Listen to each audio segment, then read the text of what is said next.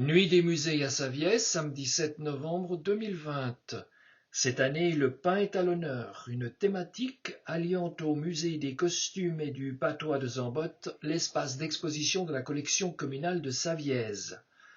Pandémie oblige, les musées sont tous fermés. La visite a donc lieu sur Internet via cette présentation.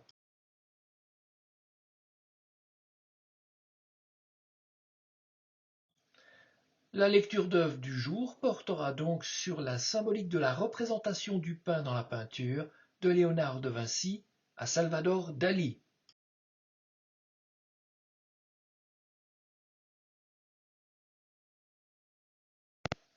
Un sujet inspiré d'une tradition saviésane, la distribution du pain béni le jour de Pâques, perpétuée aujourd'hui encore à Dronne et à Ormonde. Source principale, Fondation Bretz Héritier à Savièse. L'école valaisanne, édition 1978, cahier numéro 9, et deux vidéos de la médiathèque de Martigny, l'une sur Ormonde 1938, l'autre sur Dronne 1940.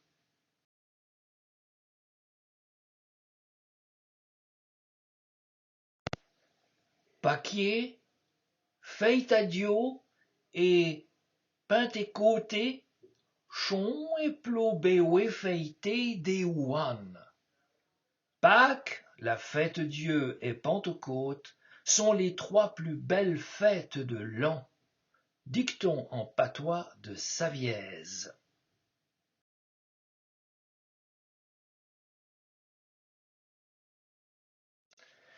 La tradition de la distribution du pain béni a été consignée par le peintre Ernest Bieler sur un vitrail de l'église de Saint-Germain et sur 4 études sur papier, toutes propriétés de la commune de Savièse. Ci-contre, à gauche, le vitrail de la distribution du pain béni à Granois par Ernest Bieler en 1934.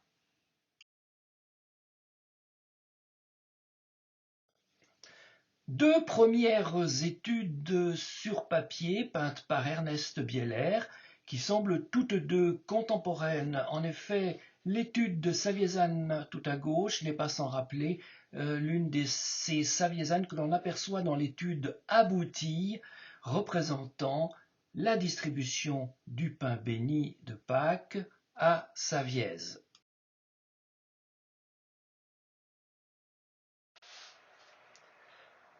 Dans ces deux dessins préparatoires, on note que le chapeau saviésan des femmes est encore plat. Il s'agit de l'ancienne coiffe, telle qu'on peut la voir dans le célèbre tableau d'Ernest Bieler toujours, devant l'église de Saint-Germain, peint en 1886.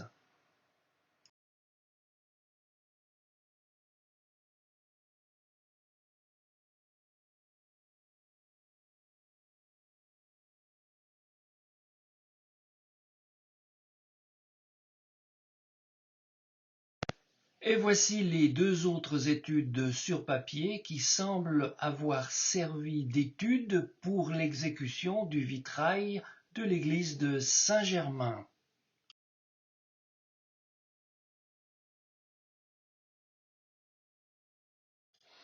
On note en effet la ressemblance du personnage de l'étude sur papier avec le personnage figurant au centre du vitrail. Mêmes habits, même attitude.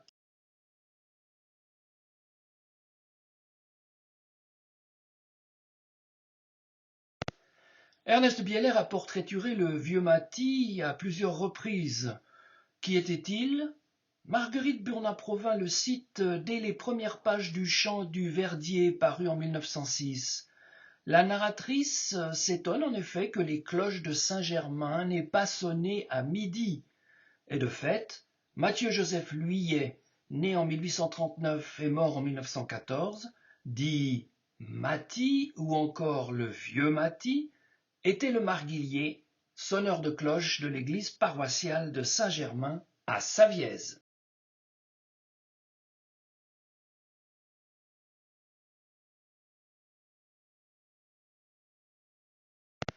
Sur cette autre étude, la calotte est rehaussée, cependant que ses bords sont incurvés, c'est le chapeau que l'on porte aujourd'hui encore et que l'on aperçoit là encore sur le vitrail de la distribution du pain béni.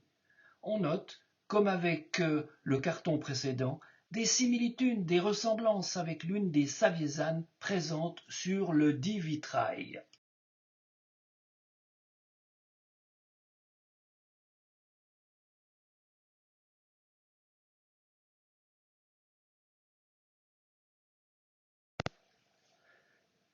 Autrefois, chaque village possédait sa société des hommes, groupant les bourgeois et possédant des terres en commun. Sous la direction du banneret et du capétan, assistés de 2 procureurs, ces communautés tissaient un lien d'amitié réciproque entre les habitants, développaient le sens de l'hospitalité et de la serviabilité, encourageaient les gens à demeurer dans leur petite agglomération, car quiconque quittait son village durant plus de 3 ans perdait tous ses droits. Elles assuraient l'approvisionnement en eau, la lutte contre les incendies, l'entretien de la chapelle et des vignes. Une fois l'an, le vendredi saint ou le jour de Pâques, les sociétés des hommes distribuaient l'aumône sous forme de pain de seigle, pain bis, aujourd'hui le plus souvent sous forme de petits pains, et le vin servi dans des chânes en étain.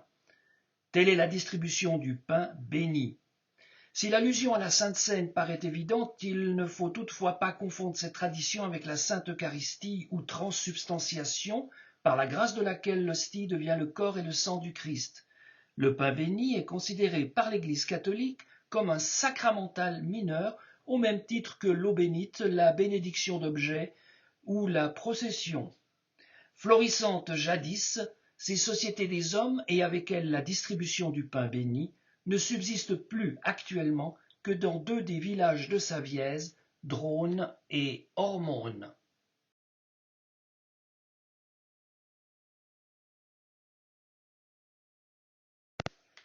La Société des hommes de Dronne a vu le jour au XIVe siècle. Vieille de 600 ans, elle possédait en 1978 700 toises de vignes, soit 2600 mètres carrés. Elle est toujours vivace aujourd'hui. Vendredi saint, après la récitation du chemin de croix, suivie avec recueillement par une grande partie de la population, commence la répartition du pain, suivant un rite séculaire, d'abord les enfants, puis les femmes, les hommes, les gens de passage curieux d'assister et de participer à cette cérémonie. Les adultes, quant à eux, reçoivent en outre le vin de l'aumône à raison d'un verre de 1 décilitre par âme. Le matin de Pâques, les membres de la Société des hommes reçoivent quant à eux leur carteron, soit 3 litres de vin. À Ormonde, la distribution du pain et du vin se fait le dimanche de Pâques entre 11h et midi devant la chapelle après la grand-messe. Toutes les personnes présentes se voient offrir le pain béni par le curé et le vin par les membres de la Société des hommes. Le président distribue le pain, les 2 procureurs remplissent les chânes des 6 verseurs qui ont été auparavant désignés. Un fanion flotte devant la chapelle sur lequel la célébration de l'aumône est représentée. À la fin de la manifestation, la société se retire dans la chapelle et, rituellement, procède à un appel nominatif avant de recevoir à son tour le pain béni. 2 archives cinématographiques des années 38 et 40 attestent qu'au-delà de la célébration de Pâques, la distribution du pain béni est, et elle demeure, un intense moment de convivialité et de fraternité villageoise.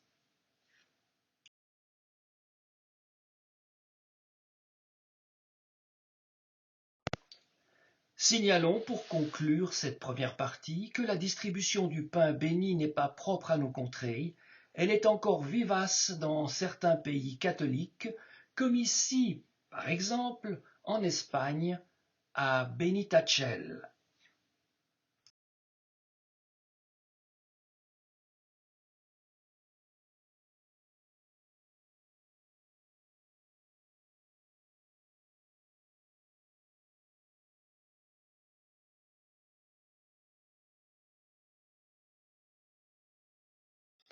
Salvador Dali a entretenu des rapports plutôt ambigus avec l'Église. Il a été tour à tour sanctifié, félicité, admiré, récompensé, entre autres pour ses natures mortes au pain, dont l'hyper-réalité a quelque chose de mystique.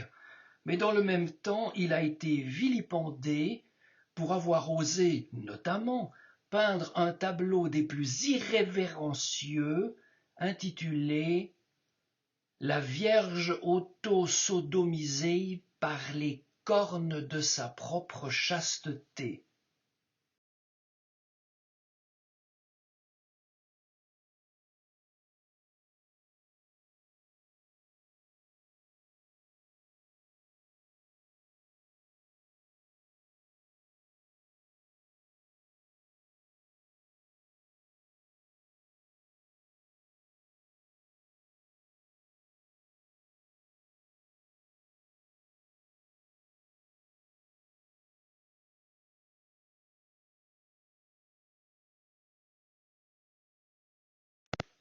Voici l'un des tableaux les plus saisissants de Salvador Dali, le Sacrement de la Seine. Il est à remarquer que les 12 disciples font corps autour du Christ sans que l'on puisse reconnaître Judas.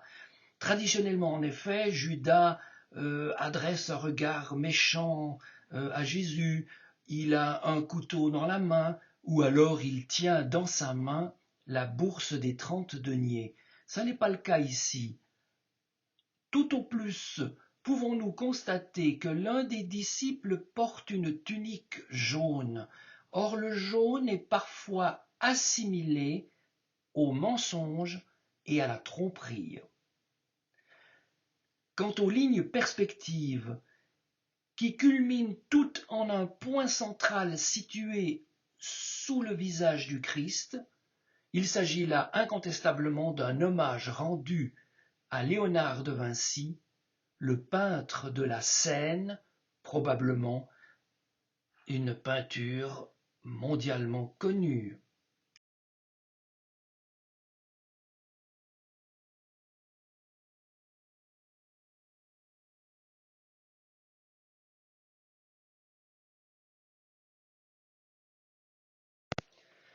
La voici, cette célèbre scène de Léonard de Vinci. C'est une peinture, ce n'est pas une fresque. C'est ce qui explique en partie pourquoi elle est en si mauvais état. Et en effet, on peut parler ici d'une perspective symbolique. En effet, comme je l'ai dit pour la toile de Salvador Dali, toutes les lignes perspectives convergent en un point situé sur le visage du Christ.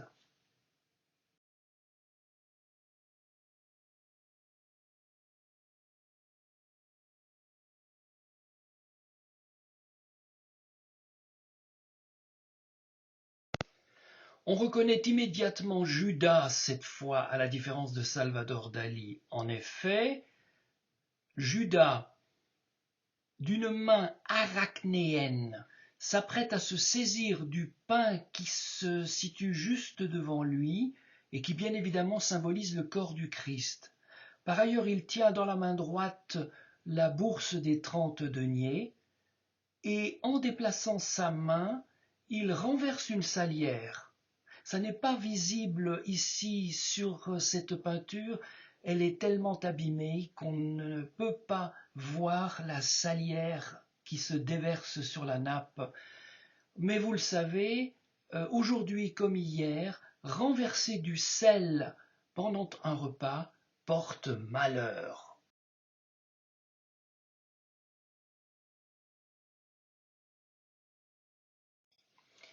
Judas est par ailleurs aisément identifiable du seul fait que son visage est dans l'ombre. C'est le seul disciple à avoir le visage entièrement dans l'ombre.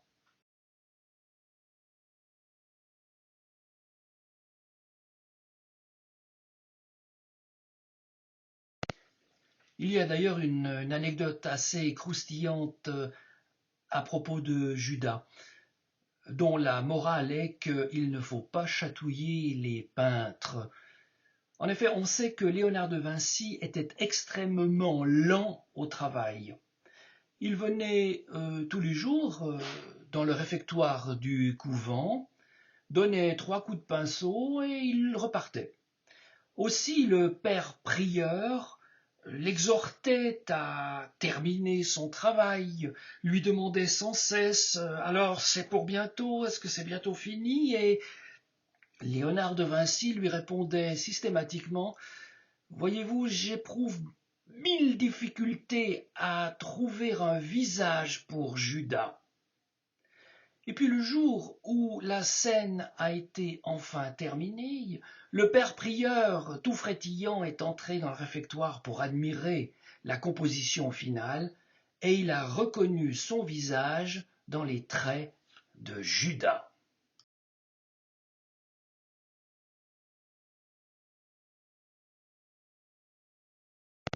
Voici une autre représentation de la Sainte Seine, plus particulièrement sur la prédelle du retable de la déploration du Christ, peint par Jos van Cleve.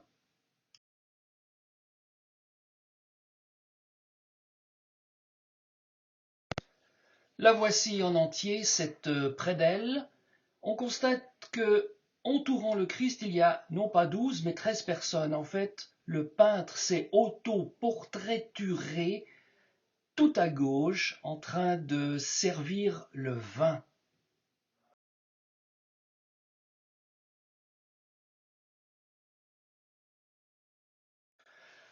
Intéressons-nous donc à un détail de cette prédelle. On reconnaît aisément Judas. Tout d'abord, son regard tourné vers le Christ est menaçant, méchant pour tout dire. Il tient dans la main droite la bourse des 30 deniers et devant lui est un pain perforé par un couteau. La symbolique est ici explicite.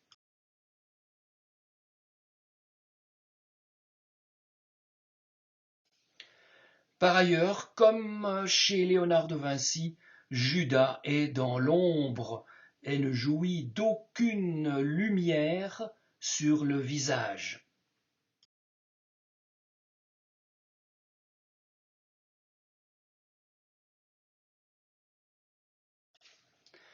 Et voici à présent un tableau de Johannes Vermeer qui représente le Christ dans la maison de Marthe et de Marie. Marthe et Marie sont 2 sœurs qui ont invité le Christ à un repas. Et tandis que Marthe s'affaire à la cuisine pour préparer le meilleur des repas possibles, sa sœur Marie s'est assise aux pieds du Christ pour mieux l'écouter. Alors Marthe en est offusquée et elle s'adresse au Christ: est-ce que tu trouves normal que ma sœur ne vienne pas m'aider à la cuisine? À quoi le Christ lui répond: Marthe, tu t'agites pour beaucoup de choses, mais le choix qu'a fait Marie est le meilleur. Ce qui est intéressant dans la composition, c'est que la tête du Christ est à proximité du pain qui est dans la corbeille. Le pain, rappelons-le, symbole du corps du Christ. La leçon de Vermeer est là pour nous dire qu'il faut toujours préférer le modèle à son succédané.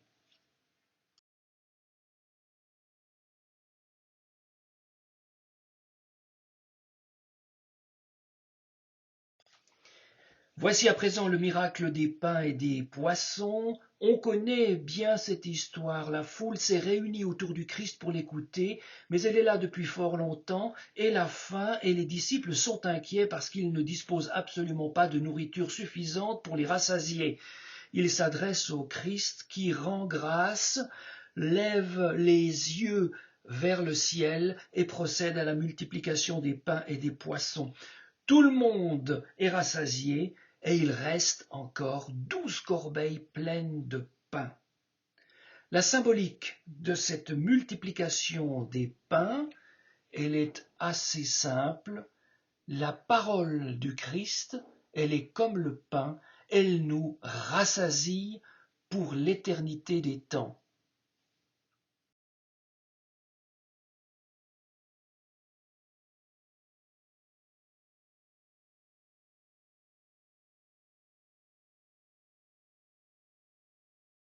Nous avons changé de registre et nous sommes à présent dans la scène de genre. Je rappelle que la scène de genre est la représentation du quotidien ordinaire de gens généralement anonymes. Ici, une toile du peintre hollandais Jan Steen qui représente Arend Oosterwaard et sa femme. Ils sont tous deux boulangers. Derrière le boulanger, nous apercevons un enfant, un blondinet bouclé, qui souffle dans une corne à dessein d'appâter le client. Cet enfant est l'enfant du couple présent sur la toile.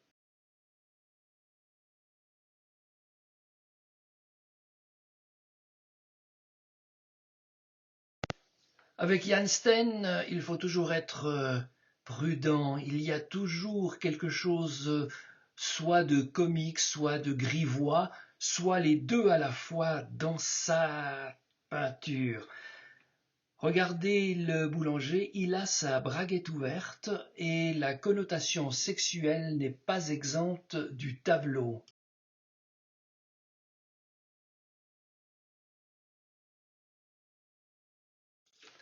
Si l'on ajoute qu'à proximité, nous trouvons un pain à la forme résolument phallique, cependant que Madame tient un pain rond, allusion au sexe féminin, et qu'enfin, à l'arrière-plan, le petit garçon blondinet a des allures d'angelot, de séraphin, voire de Cupidon qui appelle à l'amour, on comprend que la toile se double d'une deuxième interprétation à la fois comique, grivoise, caractéristique de Jan Steen.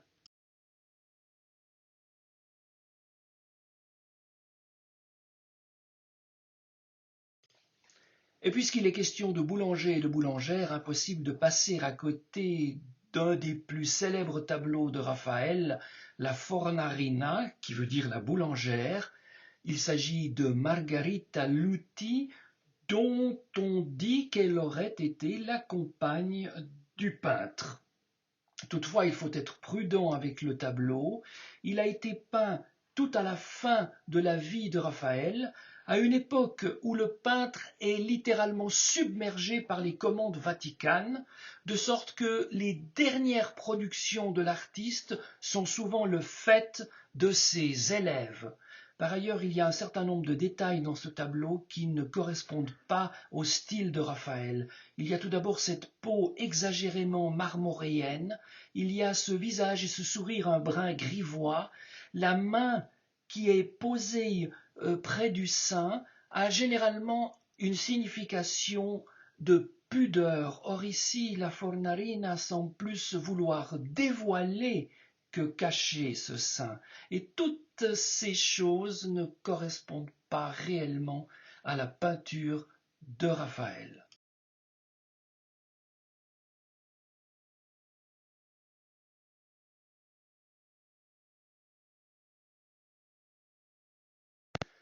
Le pain est souvent associé à la simplicité, au dépouillement et même à la pauvreté, de sorte qu'il paraît impensable de passer à côté de l'un des tableaux les plus beaux de toute l'histoire de l'art mondial, la laitière de Johannes Vermeer.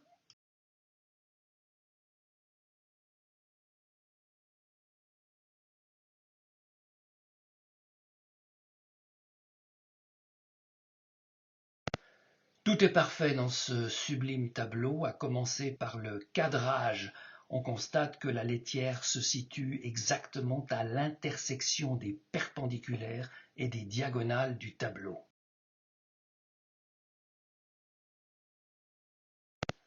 Les lignes perspectives convergent toutes en direction de la main qui verse le lait.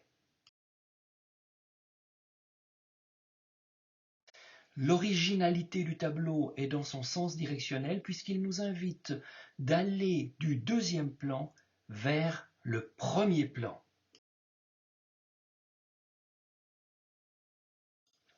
Ceci à dessein que nous nous focalisions sur deux éléments essentiels du tableau. Tout d'abord, le lait, puis le pain mordoré au tout premier plan.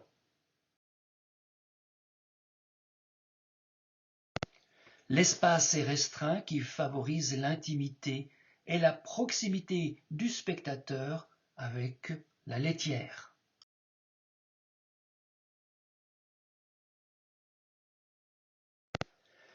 Dépouillement et simplicité sont rendus à l'aide de simples petits éléments, des clous, des trous dans le mur, un carreau brisé, sobriété aussi des objets épars, une hotte ou encore une chaufferette.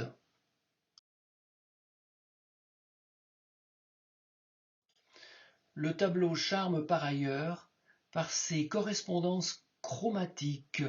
Ainsi, le pain doré a-t-il quelque chose à voir avec le jaune chamois du vêtement de la laitière? Le bleu nuit du tablier avec le bleu outre-mer de la nappe.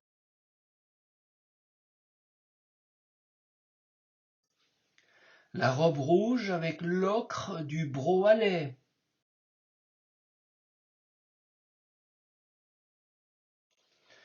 Et enfin, le blanc lin de la coiffe avec le blanc du lait.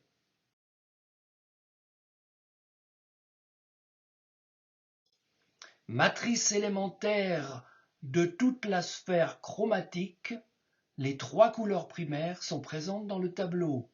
Tout d'abord le jaune, puis le bleu, et enfin le rouge.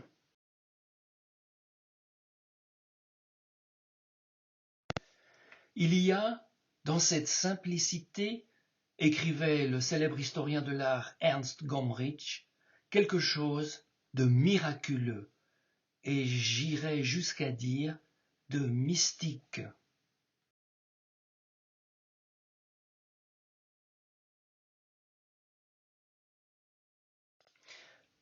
Le pain peut servir aussi à caractériser la simplicité de celui qui le consomme. Voici ici un tableau de Giovanni Giacometti intitulé sobrement Le pain et qui montre un ouvrier de campagne qui prend sa pause, se taille une tranche de pain avec son canif. Il porte une blouse caractéristique. Son visage est fruste, grimaçant sous le soleil. Un homme simple, un repas simple.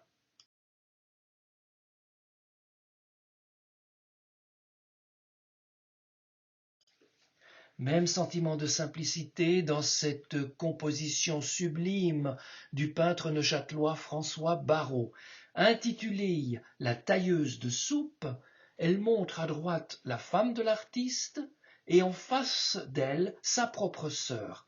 Celle-ci a déjà découpé des morceaux de pain dans son assiette qu'elle fera tremper dans la soupe que l'on aperçoit à l'arrière-plan. C'est un repas modeste, les Barrault étaient extrêmement modestes.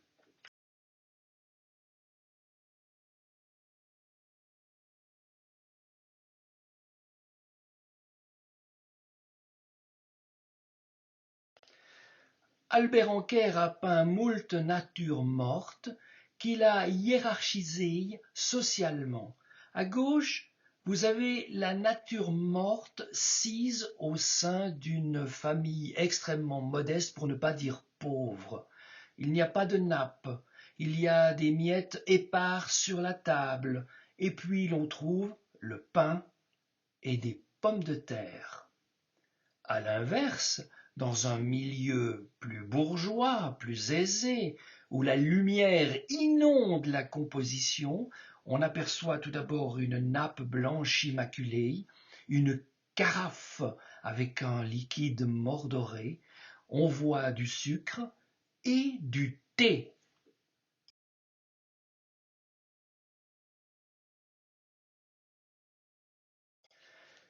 Même contraste ici avec ces deux natures mortes.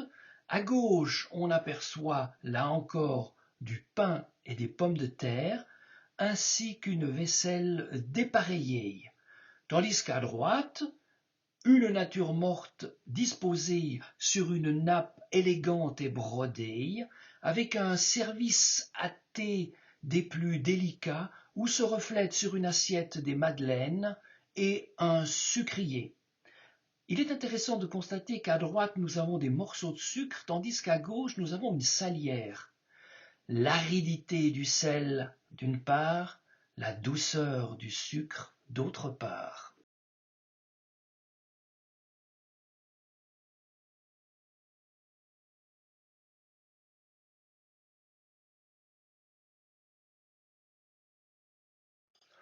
Nous ne serions pas complets si nous omettions de rappeler que toute nature morte est un memento mori, souviens-toi de mourir. Voilà pourquoi les natures mortes sont généralement composées d'animaux morts ou de fruits susceptibles de pourrir. Il y a là, au fond, une méditation sur la finitude de notre vie, sur l'éphémère de la vie, l'éphémère des plaisirs, l'éphémère des saveurs.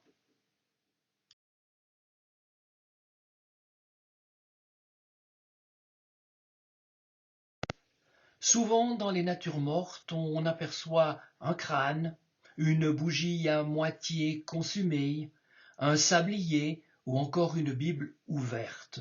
Tout cela pour rappeler la finitude de notre existence et la nécessité de sauver nos âmes, caractérisée ici par la présence du pain, réminiscence biblique du corps du Christ. Dans la présente nature morte, on aperçoit en bas à droite une orange à moitié pelée, qui symbolise précisément la vie déjà accomplie et qui ne se rattrape plus. On aperçoit à l'arrière-plan une flûte et un verre de cristal qui sont pratiquement vides. Quant aux raisins, on peut voir que certains grains sont encore verts, d'autres sont déjà mûrs et d'autres enfin sont déjà en train de pourrir.